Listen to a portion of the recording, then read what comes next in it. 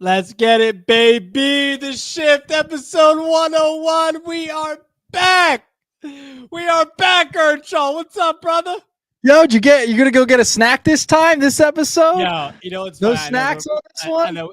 Yeah, I know we were both prepping for the show prior to this, but I got to start with the episode of man. We got ripped. We got ripped. You know, at WIP for not staying up for the rest of Game 5. Did we? Dude, I was cooked. Yeah, we were both cooked, but I think we were rightfully so. We got cooked for not It's all staying right. up. It's fair. It's I don't fair. know. Kept going. It just wouldn't stop. I'm like, oh my God. Yeah. No way. And the game went on for another 45 minutes to an hour. I know. Yeah. I know. That was listen, they can flame us. They can flame us all they want. Anyone can flame us. I'll take that one. I'll take that one. You will take that one because you were the look, you texted me. I did say you were up for almost a day. So like I feel for you. 24 hours straight nearly. Yeah. You know? No, next time I need you to be like, friend, gotta get through it. I need more encouragement. All right. But a little more encouragement. But it's all it is that people understand is that the first time's never gonna be the best, dude.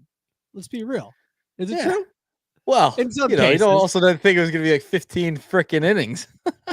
Yeah, we didn't plan for that. We didn't plan going like, yo, man, if this goes extras, are we gonna stay up? We didn't think about that. No, did not cross my mind one bit. Like, it'll be over by like honestly, this time. We'll be good. Yeah. It didn't cross my mind until like the end of the 10th, and I was like, damn, here we go. I'm getting tired. That was it. I don't have as much energy as that I did as when I went to get the hot Cheetos. No, you had a lot. That was your peak. Right there, you got the hot Cheetos, the milkshake.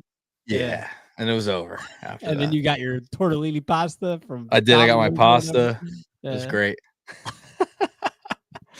What a start, man! I mean, look, I'm psyched for today's episode. This is our first normal episode in a while. Yeah, man. Episode 100 was our watch party. Dude, I just. What we're gonna get to our World Series preview for sure. We got the Dodgers and Blue Jays. We also have, Nick, our all-time World Series team. We like to do our all-time franchises. So we're going to do our all-time World Series team. Stay tuned for that.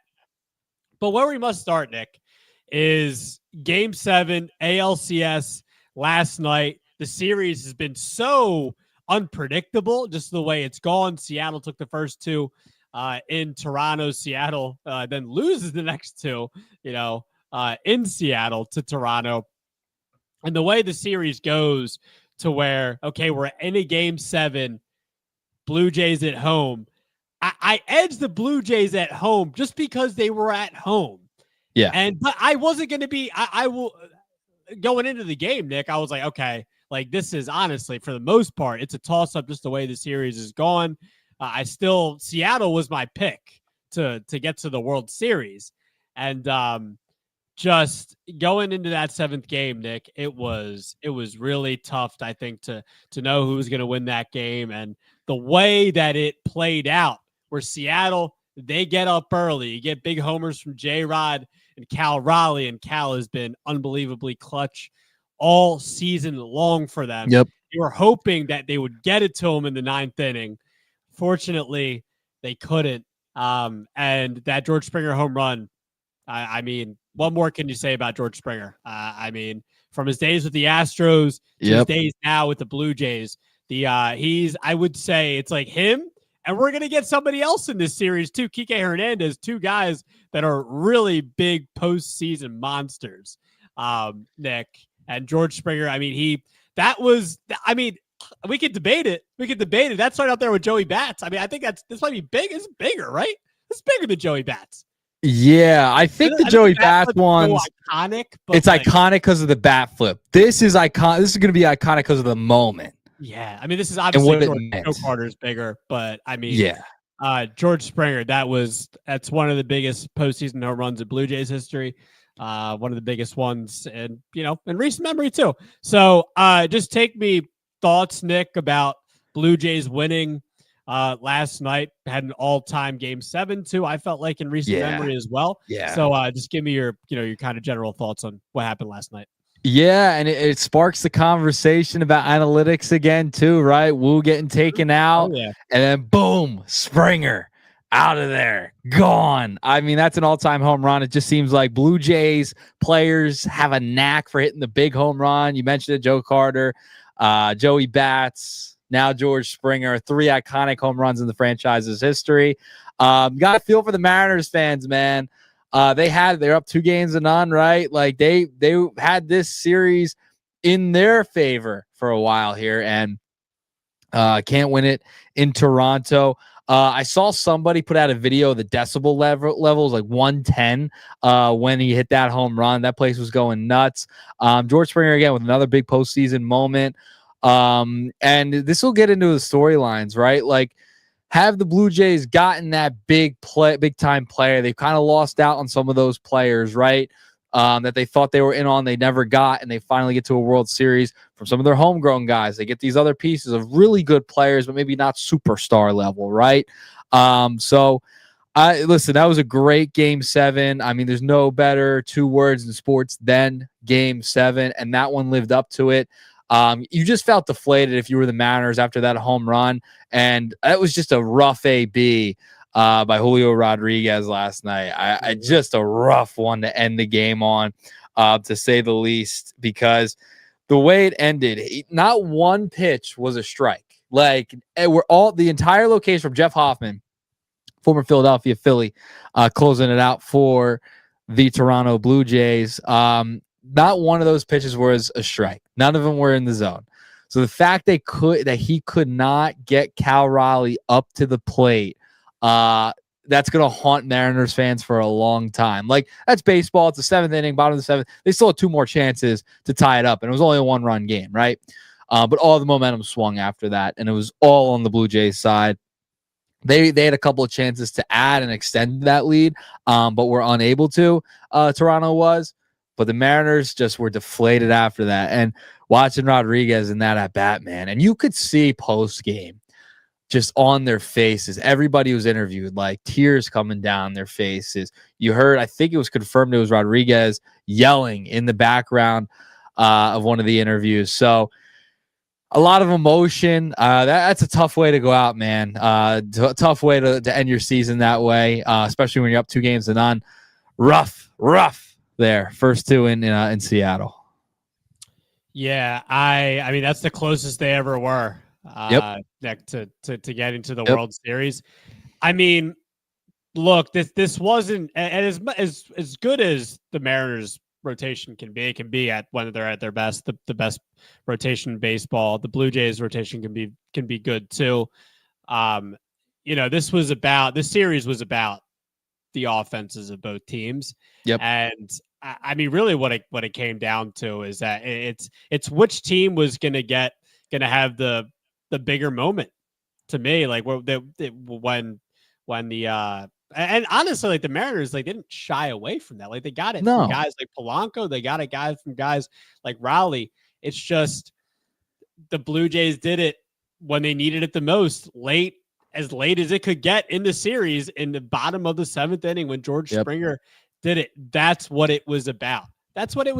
And I mean, look, when the series is this close, when it comes down to a 4-3 win, of course we're going to look at why wasn't Munoz brought in over Bizardo. And I get it.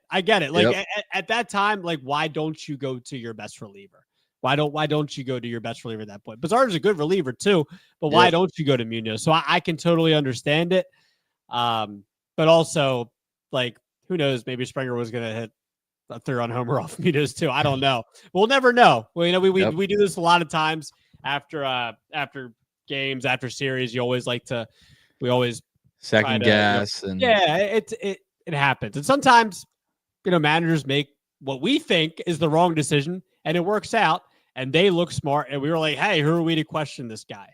Again, Bizardo's been just Munoz has been better this year, but has been had an elite season too. Yeah, at least an elite regular season. So It's not like it was like the worst decision of all time. Yes, I think we all could have agreed that Munoz was probably the better choice, but at the end of the day, man, George Springer, his resume speaks for himself. So you could say all you want about the Munoz-Brizardo thing, but Springer 3-run home run, man, and I echo a lot of the things you say. I mean, that the Mariners were my pick to get to the World Series out, from the before the playoffs started, or right before the playoffs started, and I felt pretty good about that. They're pretty damn close. I mean, they came within a run. You know what I mean? They go out and get Suarez at the deadline. Like, they made moves to go all in, and they were there, right there, and just it's baseball. It's the most fun word to say, right? The most fun phrase to say. That's baseball. Absolutely, and credit to the Blue Jays. Credit to. I know we're going to get into it with the preview. We're going to talk about him as well. But credit to Vladimir Guerrero Jr. I mean, what a postseason so far. Guy. What a CS as well. Didn't have a great start to the series. Blue Jays offense didn't have a good start to the series in general, but Vladdy was a big part of them picking it back up.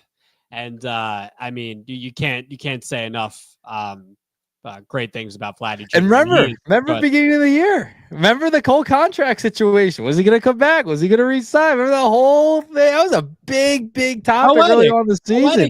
It's crazy. Man. That's how much things change from the beginning of the year towards the end. Like, so much changes. So people are freaking out about their teams in the early part of the season. Like, relax. This is baseball. It's a marathon, not a sprint. That was a major discussion early on in the season. They ended up getting the contract resolved. Boom. He has had a massive postseason, and he's been worth every penny so far of that contract extension. I'd be happy if I'm Toronto, right? You want to obviously get the whole entire job done, but man, he's been awesome.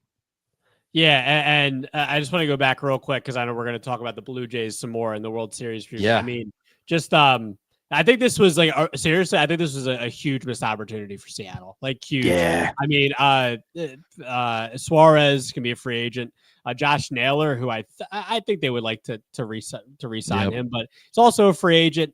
I just think that they were a big part of them making this run. And I mean, and I know on Talking Baseball with Chris Rose and Trevor Plouffe, like, it's just like an obvious thing, but like saw today they were talking about, like, you're not going to expect Cal Raleigh to hit 60 home runs and drive in 125 again next year, are you? I mean, he's going to come back all-time season. Like, he's going to come back down to earth. I mean, so I mean, that's going to be offensive numbers you're going to have to fill. You would think from other pieces from your offense. Not to say they don't have a good offense, but this is just a missed opportunity as far as the deadline they had, the way that it came together for the rotation. Even, Brian Wu gave you a couple of decent innings. I know he, I guess, was charged with a couple of those runs to the Springer home run. I know. But, he gave you what he could in a couple of innings that he could have. And it's like the rotation came together, I thought, at a good time. And, same thing with the bullpen. I felt like overall they had the best team in the American League. And who knows? I mean, I don't know, man. J-Rod's still young. You still obviously have Cal Raleigh. I think they're still going to be in the mix. But they're going to be a good team. I'm not saying that. I just think that this was a missed opportunity for them. It's not like, no disrespect to the Blue Jays. They're a good team. Hey, we'll talk about it. Maybe they do have a shot against the Dodgers.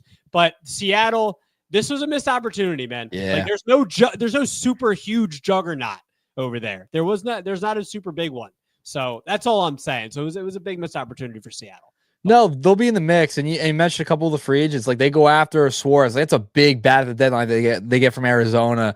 And they went all in, right? And this was the year your opportunity was right there. You were up. And then that happens. Like, you can't, it's so hard to come back from something like that. A big home run, the momentum shift of the Springer home run, right? Throughout the series, they had a shot, right? But in a game 7, when that happens, it's tough to come back. And like, it's a microcosm of how the momentum shifted of Julio's at bat, the last at bat of the game, where there's not one pitch was in the zone. Not one pitch was in the zone. Tough AB for him. Like, they couldn't get to Cal Raleigh. And that's how it goes sometimes. But yeah, they went all in, missed opportunity. You don't know if you're going to catch fire like that again, right? A lot of these teams who have these runs, like, was that their shot, right? Like, was that their shot to get there? And will they have a shot to get back there? Maybe they get better.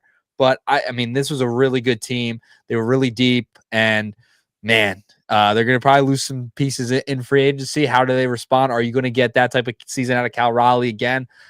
I don't know if it's going to be to that level. It'll be probably still really good for the next couple of years, right? You'll probably still get some really good seasons out of Cal Raleigh, but it's not going to be that level. Not going to happen. Yeah, absolutely. Look, and you also at least know that Cal comes up big in big moments. Yeah. Well, he's very got a clutch gene. Gene. And I think maybe it was that Fox post game talking about it. Like they talk about how like his personality and the way he carries himself, calm in these big situations, it kind of rubs off on the rest of the team. So at least they know there's definitely some positives to take away from what the Mariners. I'm sure in that clubhouse, for them that there are positives to take away, but at the same time, again, just a missed opportunity. Yep, so, absolutely. You ready for the World Series preview? I'm ready, man. I'm ready. Here we go. Let's go. Everyone's picking the Dodgers. Will we? Find out. Find out. Meat and potatoes. I'm not having hot Cheetos tonight. Thank God. You should never have them. It's a bad take by you. I can't believe you went during the damn stream to get Cheetos. Hot Cheetos for that. You're a hot Cheeto guy. We got more viewers in the stream. You mean? You did it for the content, and I'm proud of you. Thank you. I appreciate it. I mean, I would have done it. I was lazy. I DoorDashed. So yeah, you got tortellini from Domino's. No, local joint. I didn't eat it tonight yet, so you still didn't eat? Order. No. You gonna go get something during the show? Should I place an order now? Get it delivered. Room dash, like right. I did have chicken parm for lunch today. That was really good. That sounds delicious. Yeah, there's a local diner like right next to my place of work. It's awesome. Best chicken parm I've ever had. Really? That's a No, it's good. It's better than this is coming from a diner. It is better than any restaurant I've ever been to. The chicken parm. I'm jealous. Yeah, it's good. It's a mess, but it's good. Yeah, I hear you. Chicken parm's great, man. Chicken parm's great. Yeah. But let's get to the World Series preview, man. Yeah.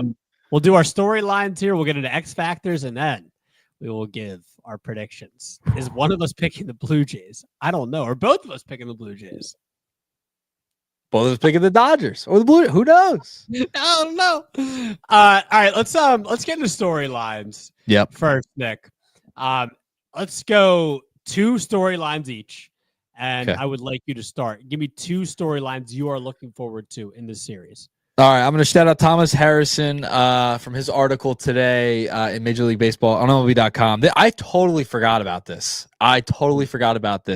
Ohtani and Zai versus Toronto. Remember, both had Toronto as finalists. Remember that in their free agency.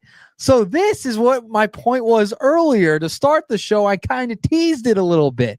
Mm-hmm. This is could be a little bit of a get back for Toronto, right? They're always in the mix for these big time free agents. Ohtani being the biggest of them all. Remember he was on the plane in Toronto. Oh, he's not on the plane in Toronto. He's actually signing with the Dodgers the following next day for over $700 million deferred payments and all that jazz. So that is a fun storyline. Can Toronto, who is missed out on free agent after free agent, big time superstar free agent. They've gotten some good ones, right? They get some good players in there, but they missed out on the big time players. And Ohtani being the biggest of them all, I think it's very interesting, to say the least, to have those guys match up against Toronto. So I think that one's an interesting storyline. Shout out to Thomas for pointing that out. I totally forgot about that, and I wanted to use that as one of my storylines. All right. Do you want me to give my second one too? Why don't we go one? All right, one each. Go ahead. Yeah, no, go ahead. You go. That's my number one. If you don't mind. Yeah, go ahead. Yeah. So I'm gonna go with. It's funny. I had 3 written down, so but I have to give 2 though. I have to be respectful to the show. I can't just follow rules, Fran. Jeez, yeah, you're following rules, Fran. I will because I'm gonna pick one out of that here. Ready? All right, I'm going. I think it's really interesting. I have to look at me preparation. The history of a team that has gone in the CS that has gone on the opposite sides. One series that's a sweep versus the team that goes to 7 games. I think the team that has with less rest has won the last 4 times. That's a good stat by you. Yeah, and could that be in favor of the Blue Jays? Now you still get like 4 days. World Series starts Friday. Yeah, Friday. So, I mean, each team gets the rest for sure, but I mean, the Dodgers have had an extra week of rest. Yeah. Is there something to that? You think? Is there something? Yeah, man. No, there is. That's a real conversation. It comes up every year, especially with the wild card teams, right? Like that discussion comes up every year. I was interviewing Tommy Green a couple of weeks ago, former Phillies pitcher, and I asked him that question. I'm like, is it better to have the rest or is it better to just keep playing and just keep going? He said it's better to keep playing. So, former Major League player right there on the 93 Phillies against Toronto, right? He said he would rather keep playing, keep going, keep the momentum going. I'm paraphrasing, obviously, but that's coming from a former player. Now, I feel like there's a lot of players that might look at it differently, right? But it seems like general consensus, guys want to continue playing. And I think there's something to that because when you have all that momentum and you're continuously playing, you're not sitting around, not to say that the Dodgers are just sitting around doing nothing, but there's difference from being in the grind, having momentum, etc. That's a long time off. They swept total opposite of what Toronto did, right? They went to 7 games, close games throughout the series. Boom. They're only having a couple days off, so they get some rest. They get a little bit of rest, but they've been on the couch for how long now, right? In Los Angeles. Now, it might not mean anything, but I think there is something to that. And asking a former player just a couple weeks ago, he said he'd rather keep going. So I think it's good. It's good. It's a good stat by you because I think there is merit to it.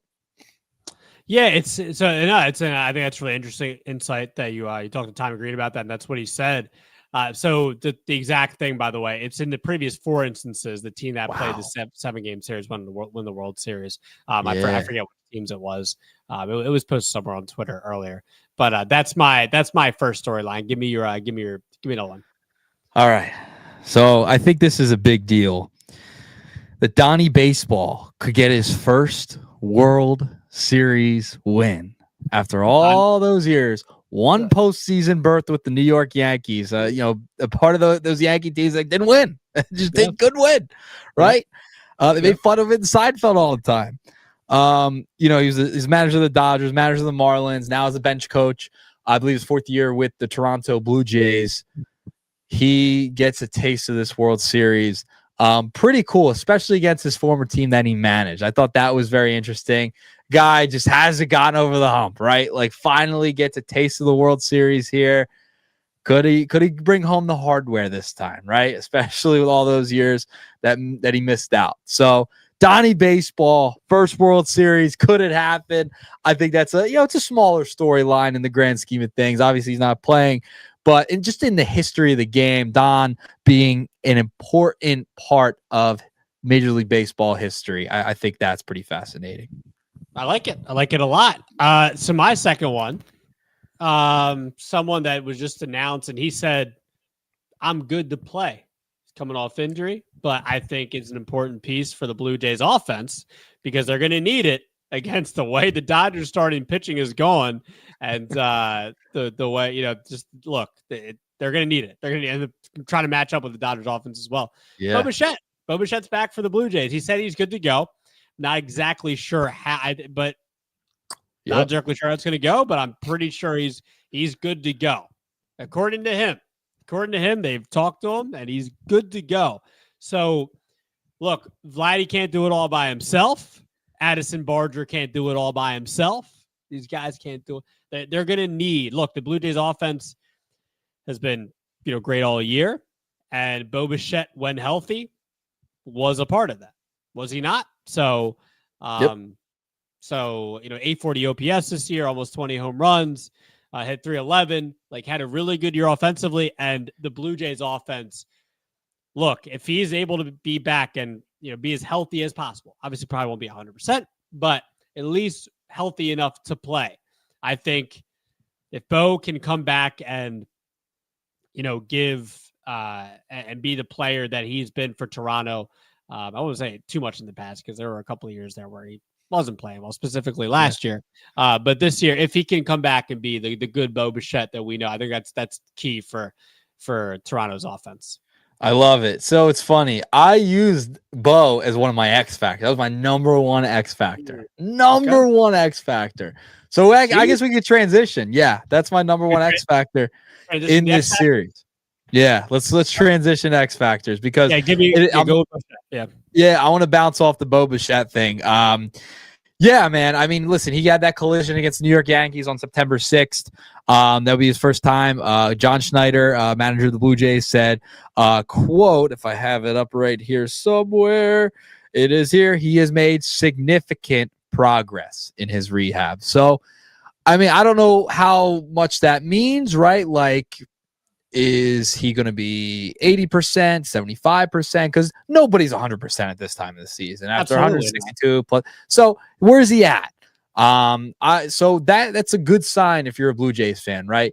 That Bo is going to be back. And dude, he had an unbelievable year. You mentioned it, batted 311. I want to make sure I mentioned the batting average that you omitted, from your little diatribe there. You want to mention the batting average over 311. Relax, go ahead. You mentioned the OPS, all that. 311. 311's good. All right. 18 home runs, 94 ribbies. He's an important factor, man. The fact is they can get him back for the World Series, especially a guy who's now rested, can come in a little bit fresh. If his rehab is going well, that's a big bat to get back into your middle of the lineup, especially heading up against the Dodgers starting pitching staff that is legit. They've lost one freaking game. That's it. Like, you know what I mean? So far in this postseason. So that's it. That's a massive X factor, getting Bo back, and how much can he contribute to the offense of the Toronto Blue Jays? Okay. So we're getting to the three X factors here. You gave one. I don't think, I'm pretty sure all three of my X factors aren't necessarily anything like surprising. Yeah. I will say first one, and these are in no particular order, but first one, Dodgers starting pitching. Like they have been the number one reason why they have been, maybe outside of the Red Series, but they've been the number one reason why they have gotten to the World Series at this point. Yes, their offense has been good for the most part. They have come up key for them in big situations. You can go back to Teoscar Hernandez with a home run off Matt Strahm in Game 1 against the Phillies. You can go back to, you can just go to the NLCS and just getting the hits when they needed them against the Brewers, and the Yamamoto, Snell, Ohtani, and Glasnow all do their thing against Milwaukee. And the Dodgers, it's starting pitching. It's been so key for them, and it's going to be key for them once again, because of, and another one. I'll talk about the bullpen and another X factor, but their pitching has been so key for their success so far this postseason. So it has to be an X factor. Yeah, I'm with you there. And I went specifically with my second X factor, Blake Snell. All right. By the way, has been confirmed. Alden Gonzalez from ESPN. Snell will be starting Game 1. Yamamoto will be starting Game 2. Yeah, I think he's a massive X factor. Can he continue this dominant stretch throughout the postseason? He's pitched. He started in 3 games during the playoffs, 1 in each series. He's pitched at least 6 innings and struck out at least 9 batters in each of those 3 outings. Like, he has been dominant. Now he's going to go up against a good offense in Toronto that gets Bo Bichette back. Going back to the first X factor, can Blake Snell continue to be that dominant? Can he fan that many batters in a game again, right? Like, is he going to be up to par in the World Series on this rest? They're going to start him Game 1 so they can get him back for Game 5 if necessary, right? Like, so they were able, that's the positive part about having off, right? Like, you could set your rotation. Now you get Blake Snell twice, and he's been so good throughout the postseason. Can that continue? You might get to see him 2 more times throughout this postseason in the World Series. So I think Blake Snell and his performance, if he could stay at that dominant level, that's a huge X factor for the Dodgers, and they have him go in game 1, and they like to have him, if they need to, game 5. Yeah, absolutely. So I'm going to stick with pitching on the Dodgers side, but this is specifically for the Blue Jays.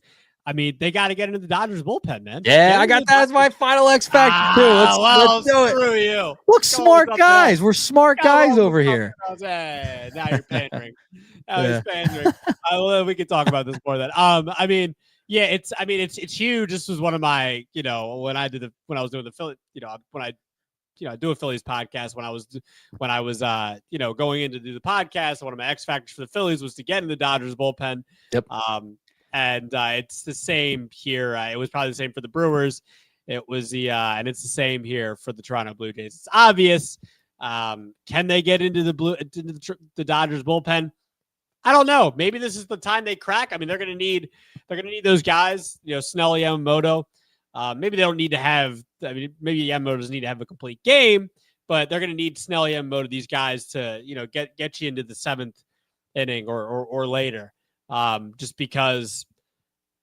I mean, look, the Dodgers bullpen has been. Look, Saki's been great. Saki's been great. This is one guy. It's been one guy. Awesome. So, I mean, if you're Toronto's offense, I mean, you really got to hope that maybe you can crack something with this Dodgers starting pitching that the Phillies, Brewers, and Reds all could not do.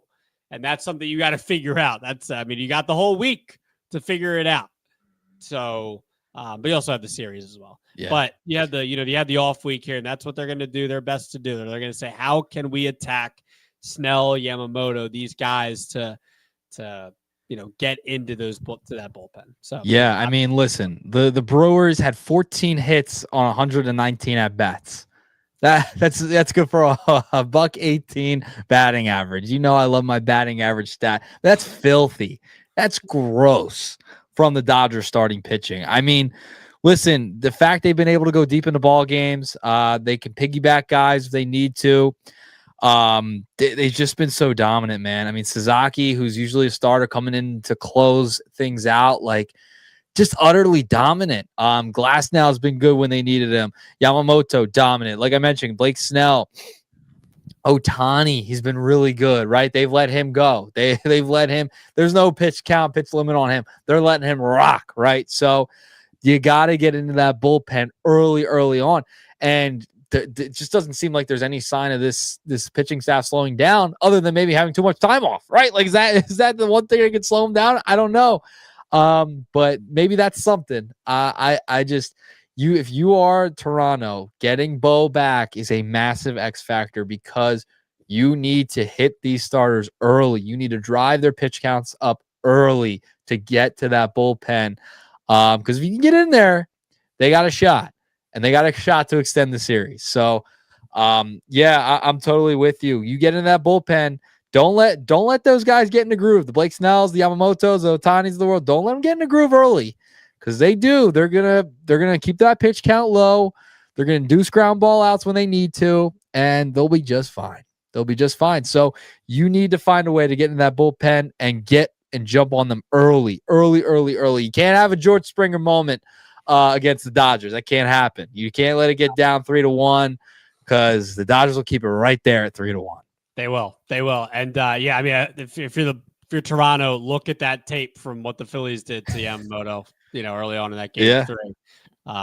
Yep. So look, the one blip. One blip. So I guess the last one for me, unless the rest of Toronto's offense, unless Bo Bichette really adds. I mean, they're going to need. Toronto's going to need a good effort from their entire lineup, but big one is Vladimir Guerrero Jr. I think if Toronto really wants a shot in this series, Vladdy's going to have to continue to stay hot, and hopefully they're the ones that won 7 games that can continue to keep Vladdy hot. He's having an all-time postseason, and I think if the Blue Jays really want a shot here, I just don't have a super, big amount of confidence in their starting pitcher or bullpen.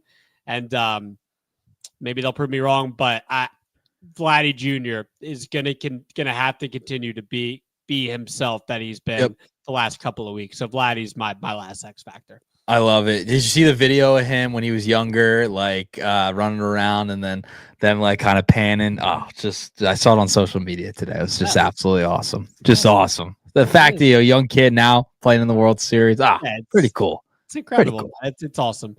Did you give me 3? I gave you 3. Yeah. Okay, I gave you 3 as well. All right. So it's prediction time. You want to give me your prediction? Any surprises? Toronto with the momentum. Not as many days off. Oh. He's going to get this to 5 games. Dodgers in 5. That was great work. That was great work. I couldn't do a good Dodgers job. in 5. You sold that pretty well. Good. I still knew you were going to go Dodgers, but you sold that. You did a good acting job. I think there were people out there that were like, oh my God, he might go. Is he actually going to go with Toronto? No. Yeah, and I'm going Toronto in 6. What? Just kidding. I'm going. Wow. Oh, just kidding. I was all day thinking about trying so hard to be nice to Toronto and say, no being nice, just get it right. I'll give you an extra game. Like you can get one more game. Like the Dodgers can be in 6. You're gonna be nice. I'm not gonna be nice. It's Dodgers in 5 for me as well. I just don't see a world.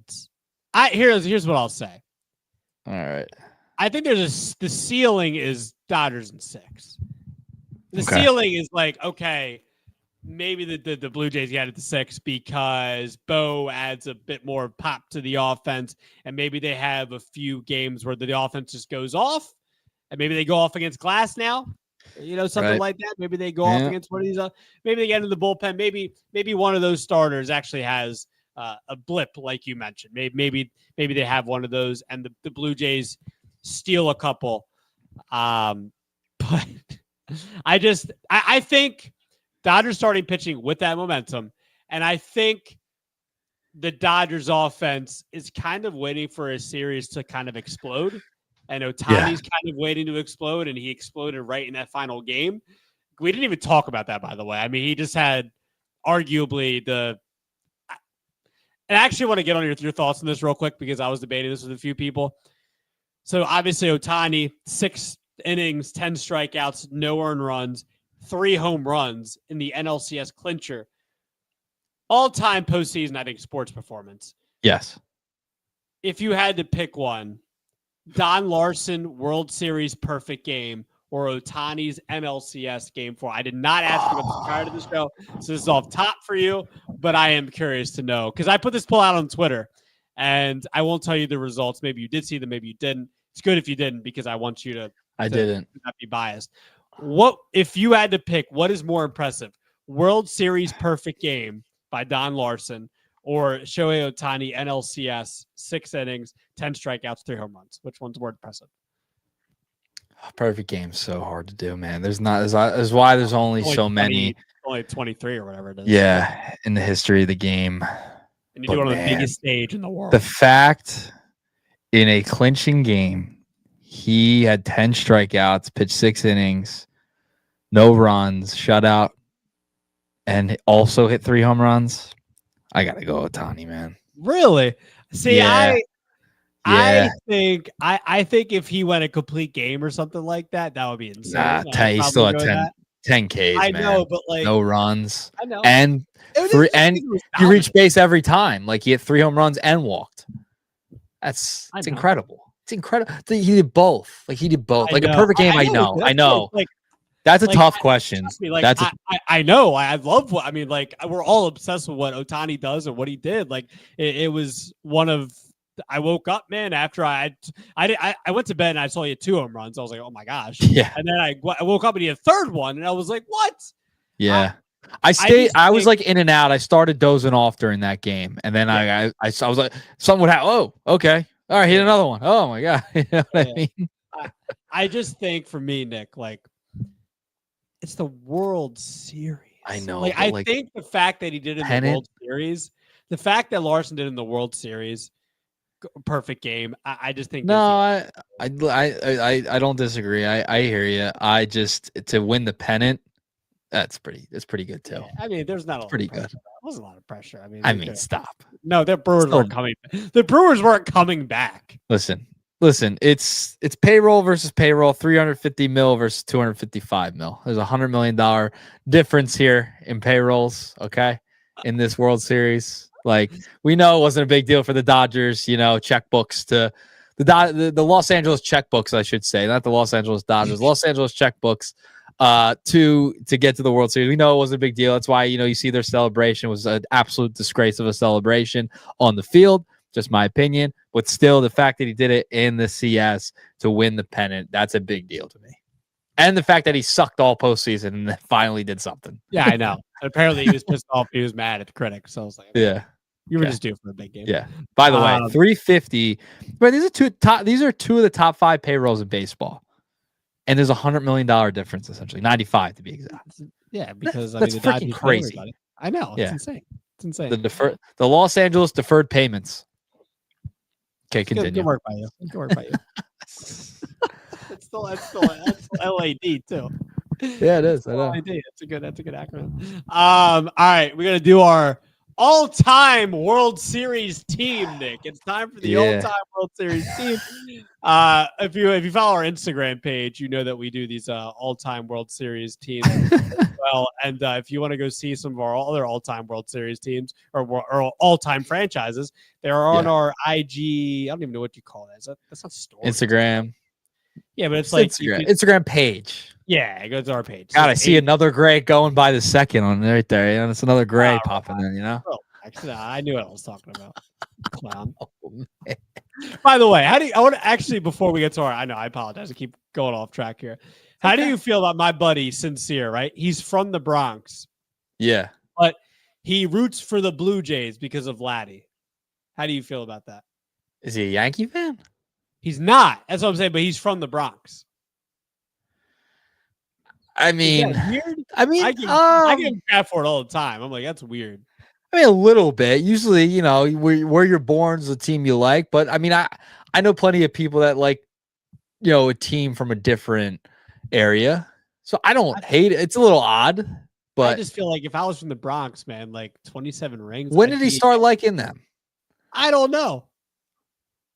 He just every time he texts me and my other buddies, we're in a group chat. He's like, "Oh, Vladdy!" Exclamation point! Exclamation point! Exclamation point! He does like the emoji exclamation points. He does like the red exclamation points. He's like, "Vladdy and Bo, baby." I'm like, "All right, Vladdy and Bo." Hey, if he's a true fan, he's a true fan. Like he's a Toronto fan. I have a buddy hates everything Philadelphia. Was born and raised in this area. Can't stand it. Weird. That's odd. I know a couple of those people. There's a few of those. You always get a couple of stragglers now. It is what it is. I don't think it's that crazy, especially to this day and age when a lot of people just follow players anyway. So I don't think it's that crazy. Sincere, I think you're fine, dude. You're fine. It's all right. A little weird that you're straight from the Bronx. Yankee Stadium's literally right there. Literally right there. Overrated stadium, by the way. Yeah. By the way, overrated stadium. Just overrated. Totally. Yeah, I don't. It's funny. I don't think it's rated highly though. I don't think people rate the new Yankees. I'm just saying the ones I've been to now, it's overrated. Yes, Fenway. Forget about it. Stop. So good. Goat. Dude, yeah. I mean, that like I feel like CBP is so great. Like we were very lucky where we are at to have a ballpark, like one of the newer ballparks in the past 25 years. Like it's 20 years old now, which is nuts. But that it's amazing. But man, there's just something about Fenway. When we walked in there, we're like, damn. Yeah, it was like, damn. I never felt anything. You know me. I gave a weird comparison for but it's okay. By the way, Sincere, I have too many freaking Yankees. I'm pretty pissed off that I have this many Yankees on my list. He's probably gonna hate it. Where all the Blue Jays at? All right. So I guess I'll go first. We're going infield. We're going outfield. Starting pitcher, closer, and DH. I think you did all that, or you didn't. Yeah, no, I did. Okay, I was making sure. Yeah, I got it. Sorry. All right. So I'm pulling it up. It's okay. All right. So I'm going catcher, right? Yeah. Going to your squad. One of your like 7 squads. The Athletics. Gene Tennis. Not like the sport tennis. I think that's how you say his name. Oh my God.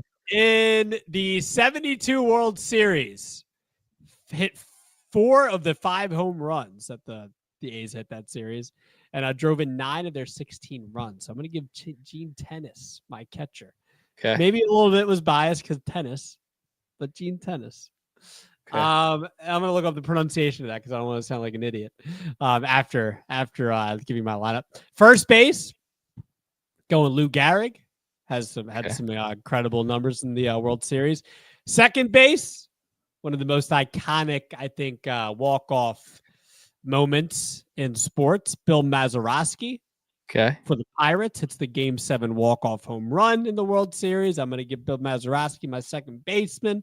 Third base, I'm going one of the more clutch players in recent sports history. Third baseman for the St. Louis Cardinals, David Freese, had some incredible moments. Honestly, one of the more clutch players. You could put him up there. You could put him up there with a bunch of other, George Springer. You put him up there. So David Freese for me. Outfield in no particular order. They can play whichever position in the outfield they want. That's how I do it. I don't know how you do it. You want to do particulars. Go Reggie Jackson, Mr. October. That's an obvious one. You probably have him too. And you out there probably have him as well. Going Barry Bonds because the 0-2 World Series I know, and he had in the past some bad postseasons, but that 0-2 World Series was pretty insane. He had a couple of home runs in that series, or some of the farthest home runs I think I've ever seen. And then Hideki Matsui. Don't like talking about him because the Phils in 09, but Matsui had a pretty insane 09 World Series. So I'm going Matsui. Starting pitcher, going Bob Gibson. Had, I think, 64 and 67 World Series. Had just some insane numbers at ERA under 2. Closer, pretty easy. Mariano Rivera. And DH, some absolutely absurd numbers in the World Series. Big Papi, one of my favorite, I think, personalities to watch right now on TV. David Ortiz is my DH. Oh. And I'm going to look up Gene Tenace's name while you do your lineup. All right, here we go. Ready? Do it. All right. Catcher, Yogi Berra. Fantastic in the World Series. You're going to hear a lot of Yankees, unfortunately, but it just is what it is. Right? It is what it is at this point. Yogi, all-time leader of World Series hits and at-bats, so got to put him there. First base, I'm going with your boy, your guy, more recent, over Lou, Albert Pujols at first base. Great one. Albert Pujols at first base. Second base, I got to go with the guy, man. I got to go with the guy, Chase Utley. Chase Utley went deep 7 times in 15 World Series games. We remember the 09 World Series. He was unbelievable. Utley is one of only 3 players to homer as many as 5 times in one World Series, and the only one to do so in a losing effort. Utley, fantastic in the World Series. So I'm going him my second baseman. Third base, 2011, David Freese, for obvious reasons. Clutch Gene. All-time World Series there for David Freese. So I got to put him at third base. Shortstop, I'm going to go Derek Jeter. Left field, I'm going Mickey Mantle. Center field, Willie Mays. Willie Mays. Right field, Reggie Jackson. So DH, I'm leaving Babe off, man. I'm just going to leave Babe off because I want to. I got too many Yankees. Leaving Babe off. Big Papi. Big Papi is going to be my DH. All right. Mario Rivera is going to close it out for me too. But my starting pitcher, how could I leave? Not have this guy start. The Moose. What numbers did he put up? What numbers did he put up? The Moose needs to be in the conversation to start. He was electric in the World Series. All right. You want me to tell you some numbers? You want me to tell you some numbers from the Moose? Sure. He pitched in 8 games, 8 World Series games, 3 straight World Series. He had an ERA of 1.58 in the World Series. An ERA of 1.58. Yeah. Wait, I'm not done. Let me keep it rolling.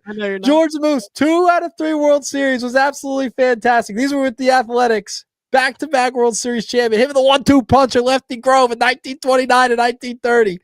You thought I was going to leave the Moose off. Oh, you are mistaken. You were absolutely mistaken. I got to pull up this one number. There are only a couple pitchers with multiple scoreless World Series outings of 5 innings or more and 2 or fewer hits allowed. Walker Buehler, Madison Bumgarner, Warren Spahn, and George the Moose Earnshaw. How about that? All right. I was unaware. I was unaware of the numbers. 56 strikeouts, a whip of 0.89. He had 5 complete games, also had a shutout in the World Series. The guy was electric in the Fall Classic. Boom. That's why he's got 2 rings.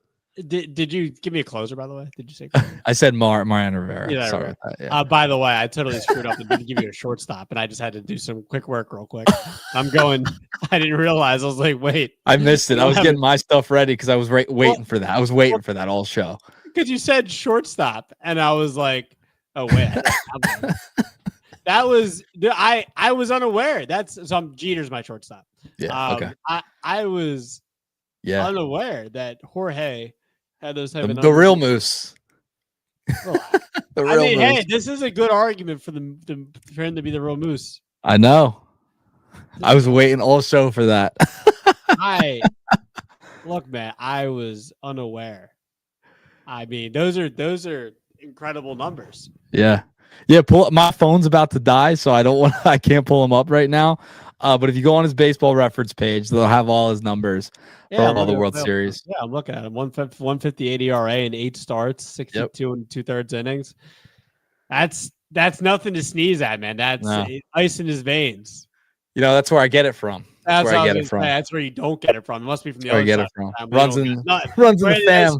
Ice in your face. Runs in the fam, man. But yeah, how about that stat? Pitchers with multiple World Series outings, 5 innings, 2 hits less. There's only a couple pitchers have done that. That's pretty insane. Yeah. Running your bloodline, man. That's pretty cool. Crazy. It must be cool to because you have like a unique name, I think, like last name. And it must be pretty, I was sitting here looking up his name. It must be pretty cool to search on Baseball Reference and just search Earnshaw. Yeah. I remember I was on the air with Rob Cherry one night, and we figured out it was this day in history. He had mentioned Babe Ruth hit 3 home runs in a game on this certain day. I think it was in May or something. I said it out loud on the air. I'm like, I wonder if Moose was pitching that day. We looked it up. And there was. 3 home runs to the Babe one day. Now, when it came to the World Series, dominant. Dude, that's just really cool, man. That's really cool. You remember when we went to Cooperstown? If you go to Cooperstown, you look at the Philadelphia A section, he has a watch from the 1929 World Series that was gifted to the team. He gifted it back to Cooperstown. Wow. Yeah. From your great grandfather, right? It was his uncle. Sorry. Uncle. Still really cool. Crazy. That's really cool. That's awesome. So last thing, not related to any the playoffs, but I also wanted to mention Kurt Suzuki hired as the Angels manager. I think Troy Hunter, Albert Pujols both were in the running for it and did not. I was really interested to see one of those guys get it. I thought it would be really cool. But Kurt Suzuki, pretty interesting. Yeah, good player. He gets hired by the Angels. So the Angels, man, I don't know how much that manager is really going to help them. They've tried this. Yeah, but we'll see. A little bit more than a manager. Yeah, but Kurt Suzuki hired by the Angels. But all right, man. So Dodgers in 5. No surprises here. Is there anybody out there, that is actually picking the Blue Jays, or is even picking this to go 7? Is there anybody? I think there's a better chance it goes 6 or 7 than Toronto winning, but. Yeah, there's just the Dodgers are primed to have their best series, I think, man. Yeah. They're just primed. They're just primed to have it. So we'll see. Yeah. Maybe the starting pitching regresses. Who knows? We'll see. Anything can happen. That's baseball. That's baseball, Susan. Anyway, but all right, Nick, let's get out of here. Let's do it. All right. See ya. Bye. Let me take him out. Take him out. I'm gonna get my hot Cheetos soon. Maybe not tonight. It'll be soon. Maybe we'll do a watch party or something, and we'll both take Wawa trips at the same time, or something like that. Stay tuned for it. Earnshaw will go to Domino's. I'll go to Wawa. We'll do it at the same time. We'll FaceTime on StreamYard. That'll do it for us. Talk to you guys soon.